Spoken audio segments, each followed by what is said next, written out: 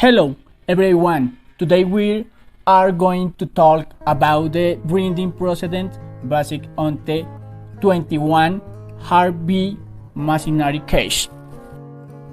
Lauren D. Rose, appellant plaintiff, Calaran M. G. Nayer, defend appellant.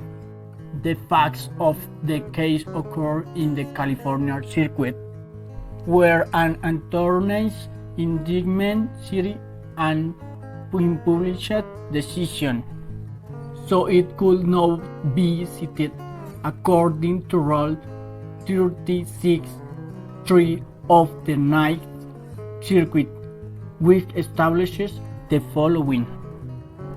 The unpublished provision and order of this court does not constitute a binding precedent, and generally cannot be cited to or be the course of this circuit.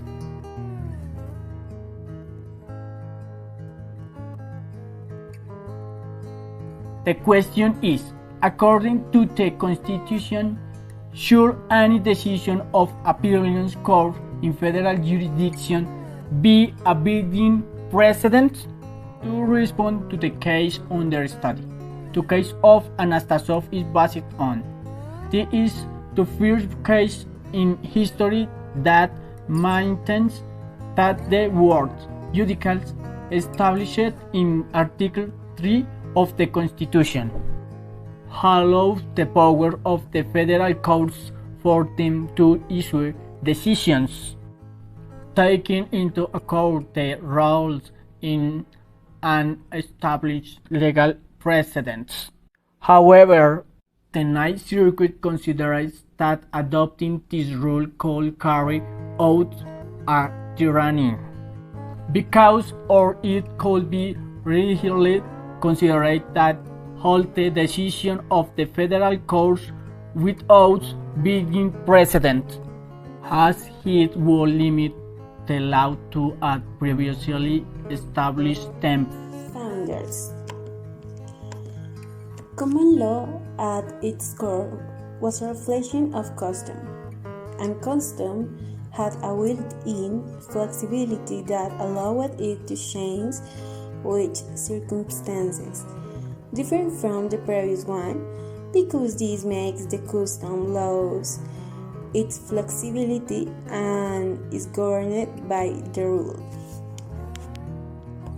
The modern concept of binding precedent, in which a single opinion sets the course on a particular point of law and must be followed by peer and lower courts within a pyramidal judicial hierarchy, emerged only gradually during the 19th century and early 20th. Lawyers began to believe that judges created not founded law.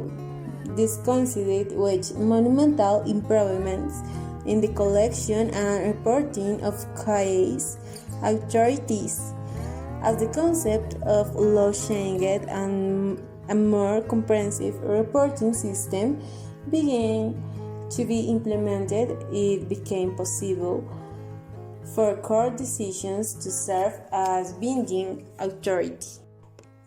Binding authority principle. A district judge cannot respectfully or disrespectfully disagree with fellow scholars in his own court of appeals who have ruled on a controlling legal matter, or with the Supreme Court justice who write for the majority of the court.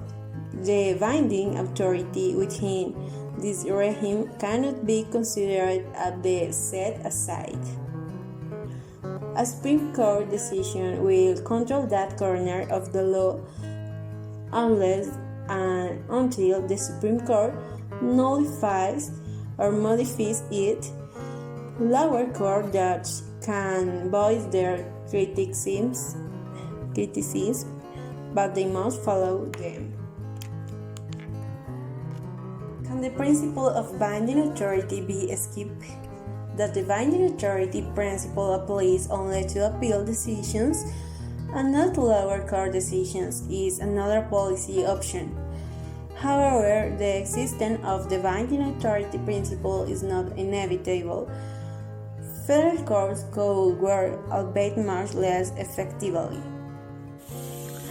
To give an answer, the court conducted a study on Anastasov, in which it was established that they didn't agree with it proposed, since it established that a rigid and binding precedent. It deprives the law of the flexibility and adaptability, in addition to forcing the courts to follow rules that haven't been wrongly decided. It considers in the same way that a gray way is given to the first case without taking out account future case and their variants. In Anastasov, there is no a possibility to say that it will and that it no will present, but all the opinions will be binding presence obligatory to hold. An accordance and consistent normative body is not developed, since there is a multiplicity of rules. So, in contradiction to Anastasov, the court established that not all the opinions of the courts are binding precedent. The foregoing, in order to maintain an coherent and understandable normative body. There may be cases that are resolved without a previous opinion. Only the facts that are relevant to judgment should be considered. Unlike the Anastasov court, we are enabled to find with Article 3 of the Constitution and requiring that all case disposition and order issued by appellate courts be binding authority.